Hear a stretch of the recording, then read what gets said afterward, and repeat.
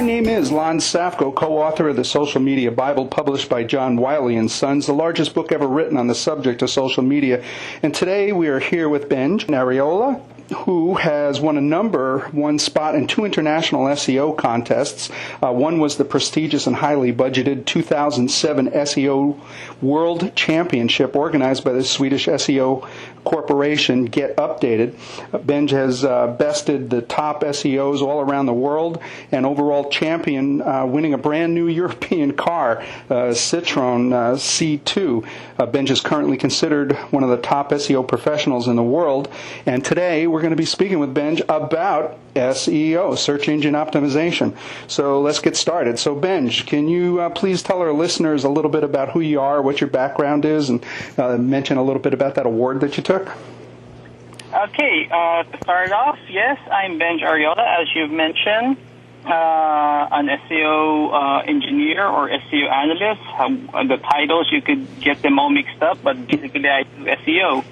I started out a career as a chemist, and I started to move into SEO when I started doing IT jobs on the side, simply because it was my interest, and started running a business in web design and web development, and that moved into SEO as the years went along.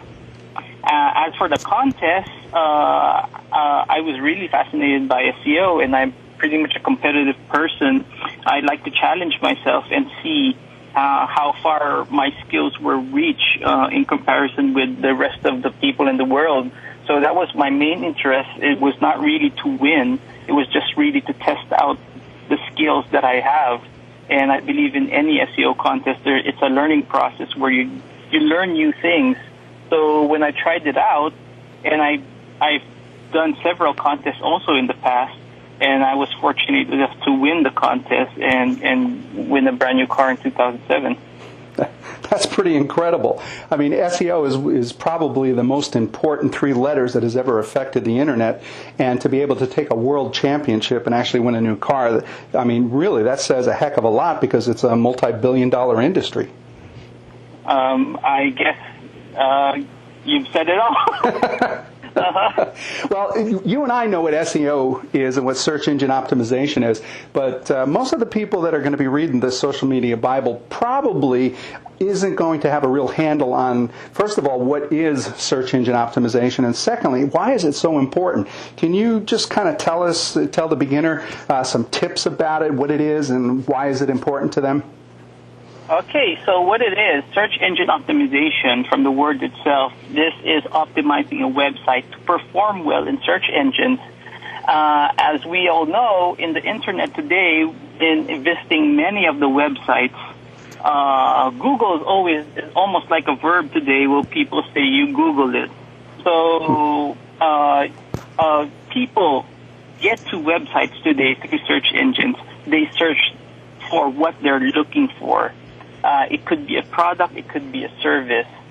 And in search engine optimization, this is making sure that websites perform well in search engines, giving these websites top rankings. When we say top rankings, these are like the first positions in the search engine results, trying to be there in the top 1 spot, or at least in the first 3 pages.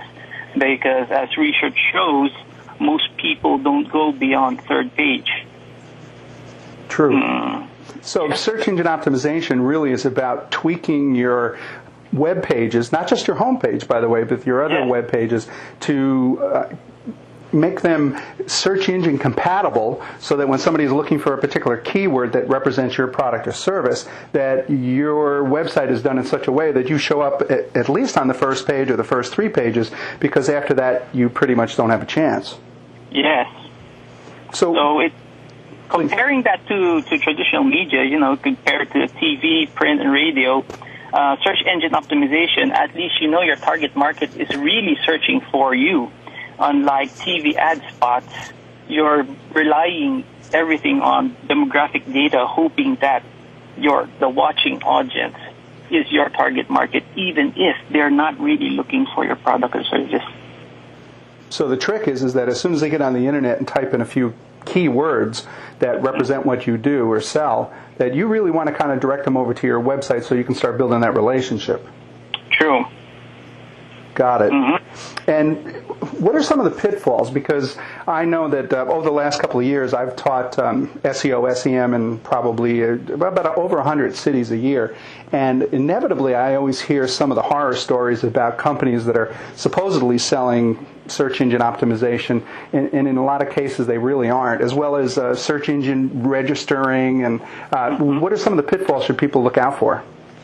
Okay, pitfalls first is there are really some credible search engine optimization companies out there, and there are also some that are they think they know what they're doing, but they don't really know what they're doing, or some purposely really know that they don't know what they're doing, but they're still selling the service.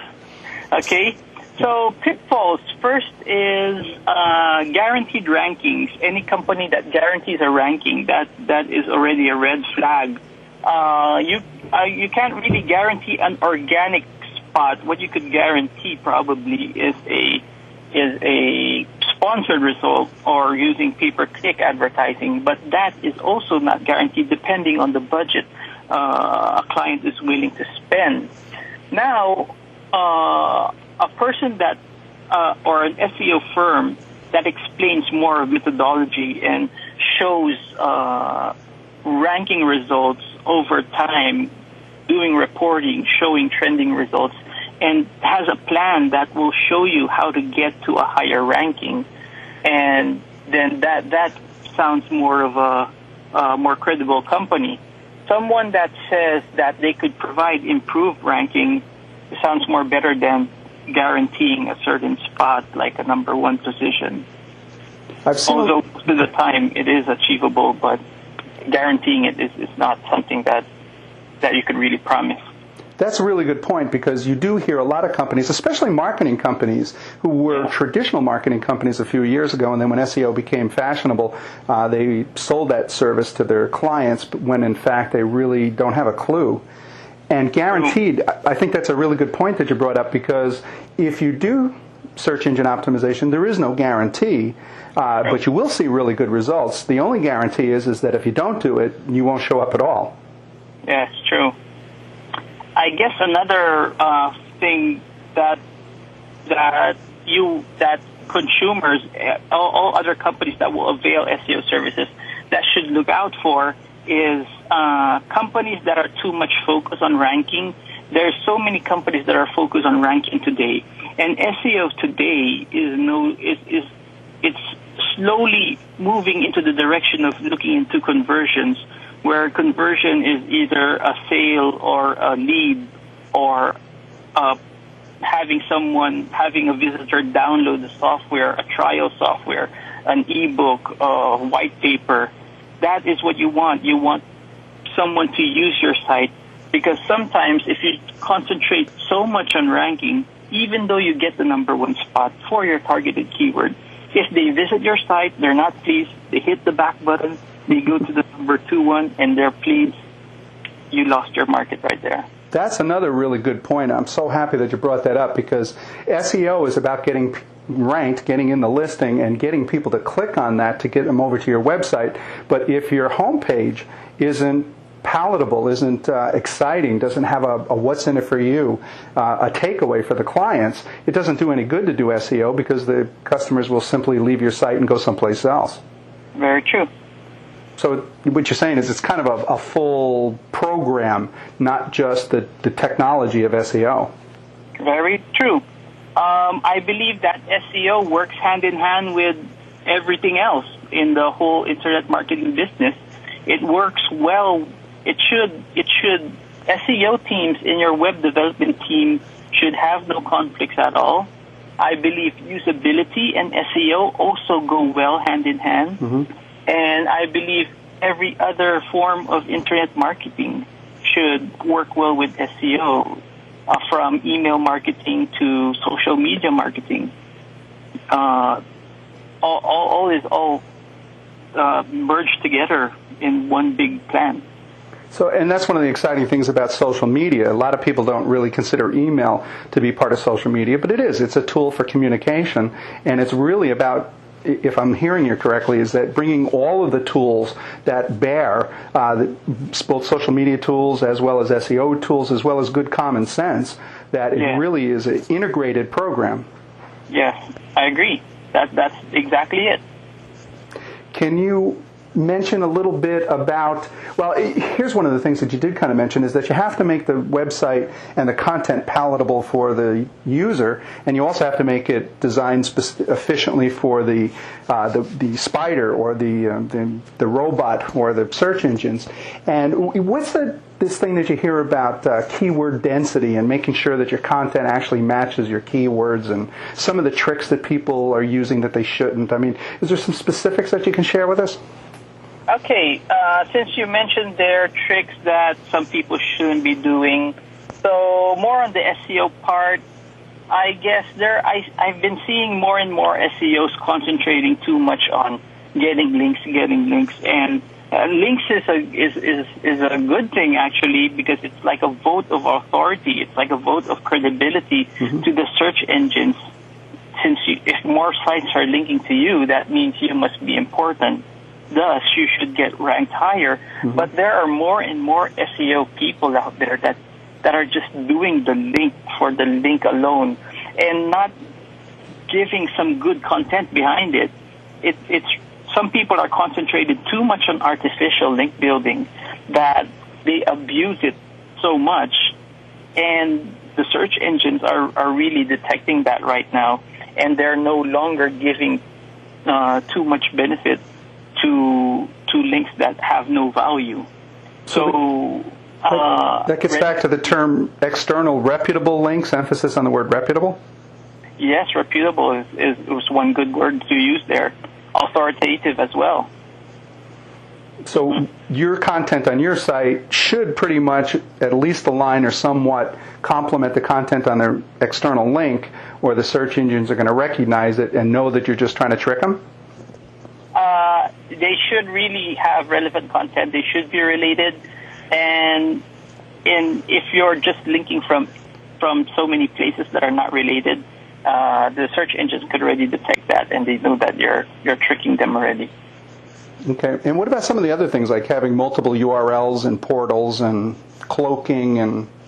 Yeah, multiple URLs, that's one thing that we also want to minimize, because this has been a technique used in the past, making multiple sites, making doorway pages, making all these other pages, which their objective is to fill up the whole page, the whole page one or first few pages of search results, all going to your site.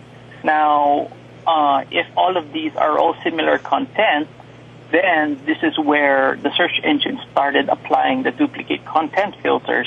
So what we want to do is we want to minimize all these URLs, all which are all your sites, and it would be nice to just focus on one site, depending on the product and service you're offering, and just concentrate on one site alone and a single URL, single domain.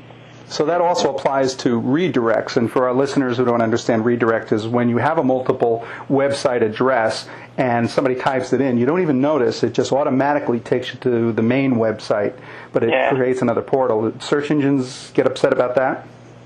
Well, redirects could be used in two ways. The good way to use it is to consolidate all your old pages or your old domains, and you're fixing your website and make them consolidate to all a single domain. That is the good thing to do. Now, the abusive way of using redirects is buying old websites and using all these other pages, all these other websites. Some could be related, some could be not, and just making them all redirect to your single site. And whenever a page redirects, all the link connectivity that a site has, when it's redirected to your site, you bring along that link connectivity. It looks like your links are increasing. So it could be abused in a way, although in general it still is a good ethical SEO technique to consolidate all your web pages that are all duplicates. Great. So basically, if it's legitimate, the search engines will probably recognize it. But if you're just hijacking traffic, then they'll probably pick up on that as well. Yes, I agree. Although I could say, it's not 100% easy to detect. Mm-hmm. But, there's always someone out there that could find it. And once another SEO person could find it, that's one of your worst enemies, because Google has their own spam report form, and also Yahoo and MSN has their own spam report form. You just have to fill it up and report the competitor website. And speaking of that, wasn't there an issue a couple of years ago with BMW having multiple portals and redirects? Yes, I believe the main issue with BMW, that was the German site, that was the .de. Mm-hmm. It was a poor man's cloaking. Poor man's cloaking was just a simple JavaScript. It was a no-script tag, wherein it was stuffed with many keywords.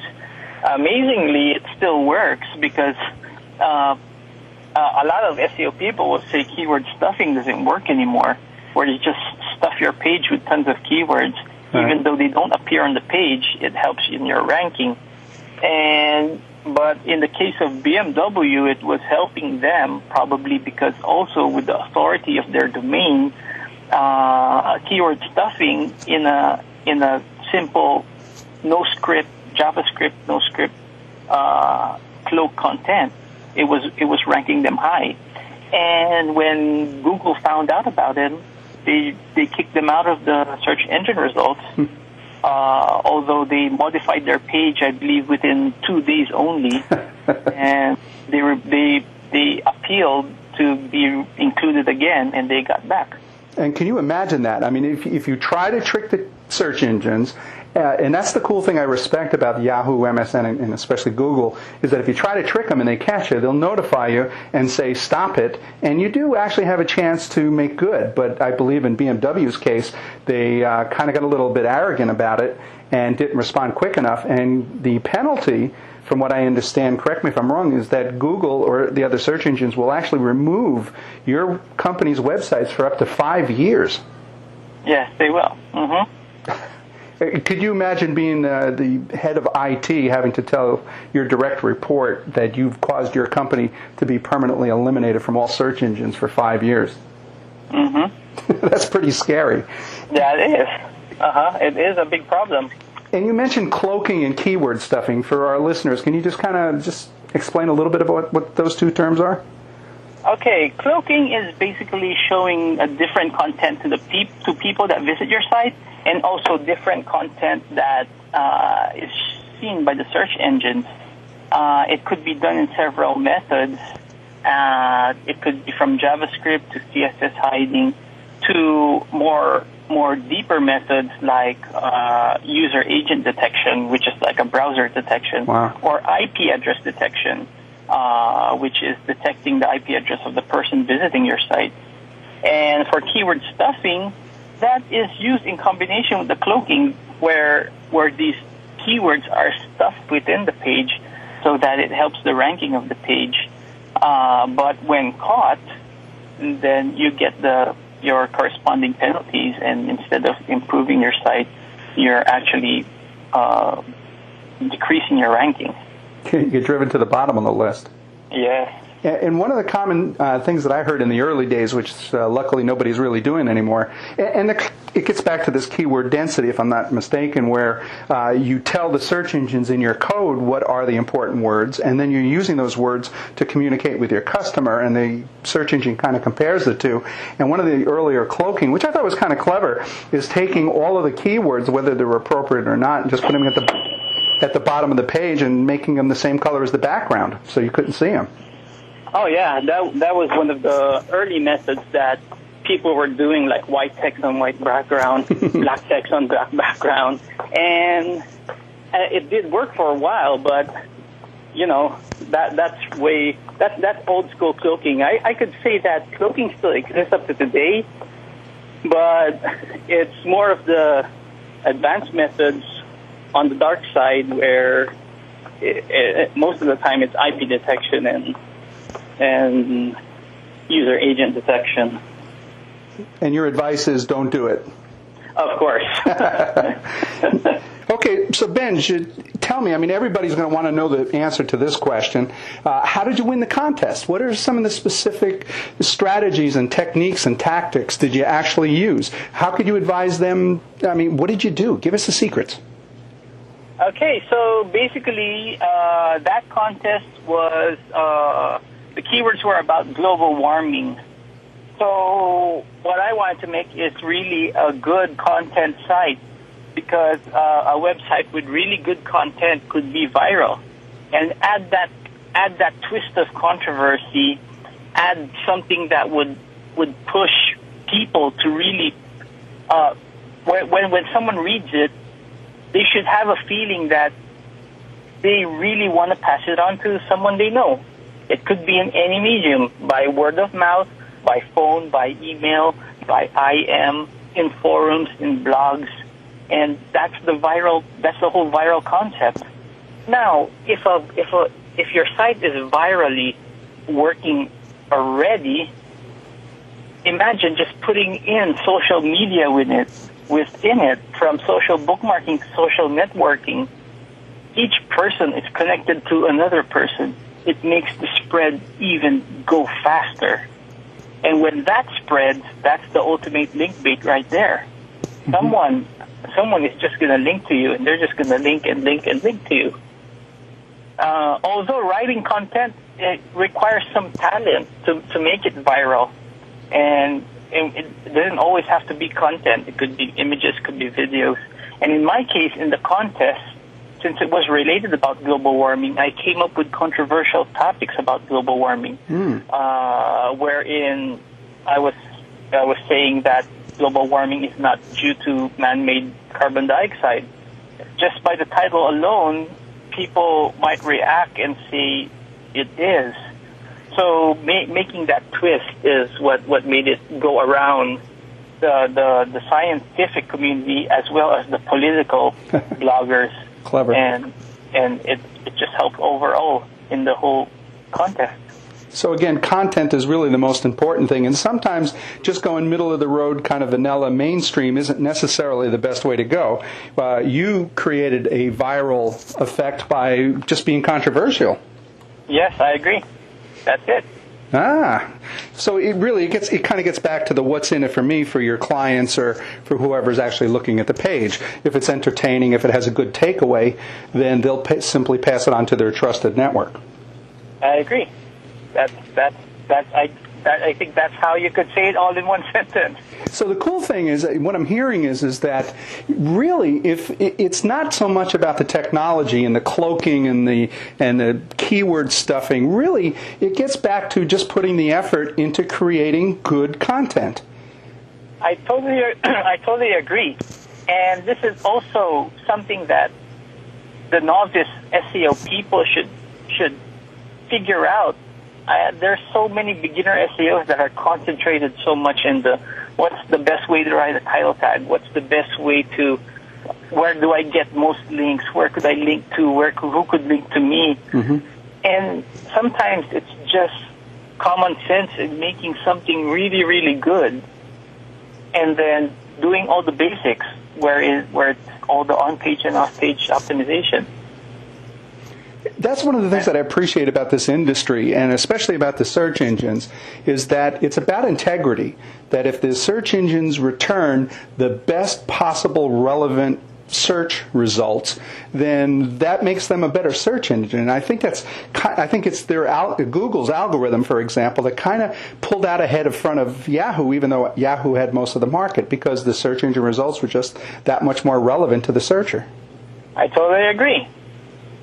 And speaking about that, whenever Google has a algorithmic change, they're doing it to improve it, to come up with more relevant results.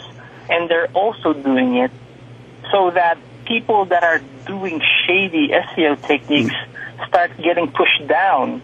And it's kind of funny when Google tries to improve its algorithm, there are some SEO people that complain, wherein in a way, they should be happy and challenged because all you have to do is come up with good content. That's going to be the future.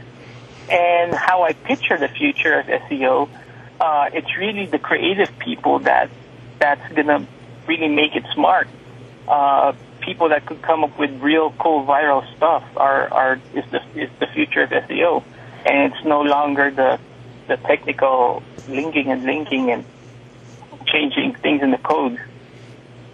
And that's a great observation, because so many of us are kind of hamstrung or don't have the ability to make changes to our web pages because the IT people kind of hold it hostage, if you would. I mean, my background is IT, so I'm not saying anything against IT, but it became so technical that the marketing, the public relations people, the sales people really lost control over the last decade of the web page. So if I hear you correctly, it kind of sounds like there's a kind of a shift here where it's less technical and actually just more creative.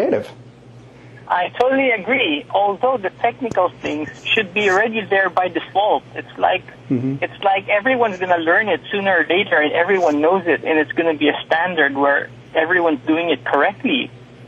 And with usability on the rise, that's even pushing it even more, where all the standards will be in place and done correctly. And when everyone's doing that, who has the upper hand in ranking if everyone's doing the correct thing in coding? I like it. And that's when the creativity will come into play. And that's where my excitement, and that's why I took a personal interest and actually taught across the country SEO and SEM. And the reason is it's about integrity. The more integrity you have, the more integrity is built into the search engine algorithms, the higher possibility you get of a higher ranking. I agree. Cool. Can you think of any specific, talk about business successes. I mean, the fact that you actually won a world championship and they gave you a car, that's a pretty good example. Can you think of any other practical examples where SEO, search engine optimization, actually kind of pays off? I mean, can you think of an example? Well, when we say example, are we talking about our own clients? Yeah, any client, or even something that you've read about or... Yeah, I work with two hats here. Yeah. First is I'm an SEO engineer for Business Online, where they work with top brand clients. Although I also own my own small SEO business. Some people might think there's a conflict of interest there, but the company I work for are not interested in the small mom and pop companies, while in my own SEO business is where I work with the smaller clients. And with successes, I have several SEO clients that had different kinds of problems, and they're all across the board in different industries. Mm-hmm. You have the car manufacturers to apartments and hotels to universities, and I can't think of what story I'm going to tell. Okay, well, specifically, but what you're saying is that SEO really applies to every single industry, and everybody can benefit by playing the game fairly. Very true. Mm-hmm. Well, excellent. Is there anything else that you'd like to share with our listeners about search engine optimization you think might be helpful for them to kind of get started and motivated? Okay, to get started and motivated, I guess first thing is people look for schools, and sometimes there's no good school. There are some that are some certification programs. They could be very expensive to very cheap. I'm not saying that they're not good. Actually, they could be a good starting point, but I guess most of the best information are from the community itself. Just sharing with more SEO professionals. Mm-hmm. And the more you share is the more you learn. If you're trying to get information just from other people and you are not sharing that much, sometimes you also won't get that much information as well. So be a part of the community and share. Don't be intimidated. Try to look at the big picture. Mm-hmm. Sometimes some SEO people just look at one technique and they're stuck with it. It's nice to try to get the overall picture of everything and see how everything falls into place. Good advice. I guess that's all I can say. Yeah, that's good advice. And then, I mean, the advice that you gave earlier, too, about how to pick the right search engine company, the type of questions and the type of philosophy they have, that's really helpful as well. And lastly is, where can listeners find out more about search engine optimization, or specifically more information about you and the type of work you do, and maybe even how you won that world championship? Okay, for more information about search engine optimization, they're basically online. There's a lot of blogs and forums talking about search engine optimization. Okay. I guess one of the top ones is Search Engine Land. And these bloggers here are from multiple SEO companies, so they're not biased to a single company. They're not trying to self-promote themselves, although in a way they are self-promoting themselves. Yeah, of course. And more information about me, if ever you're interested. For mostly, I would recommend going to Business Online. That's businessol.com. Okay. If you believe you are not much of a big business that Business Online would pay attention to, you could always contact me personally in my own small business, and basically just search for Benj Arriola, or I could just give up my email on the air. Spam filters are pretty good today, so that's Benj, B-N-J, at benjarriola.com. That's BNJARRIOLA.com. So what you're telling me is that if I type in your name, you might actually show up in the search engines. I should, yes. Good. That's our goal for sure. Yeah. Uh-huh. Well, Benj, really honestly, thank you. I'd like to thank Benj Arriola, world champion search engine optimization guru, for being here today with us and sharing those incredible insights. And again, really, thank you, Benj. Very enlightening. I appreciate it. And this has been Lon Safko, co-author of the Social Media Bible. Be sure to check out our other valuable social media tactics, tools, and strategies that can be found in the Social Media Bible book, as well as our website at www.thesocialmediabible.com. And for more information on me, Lon Safko, or to learn how I can speak at your company or your next event, please by all means visit my website at www.lonsafko.com. And yes, if you type in Lon Safko, the search engines will take you to my website. Again, thank you, Benj, for being with us here today. Thank you very much, too. It was a pleasure. And thanks. Take care now. Thanks. Okay. You too. Bye. Bye-bye.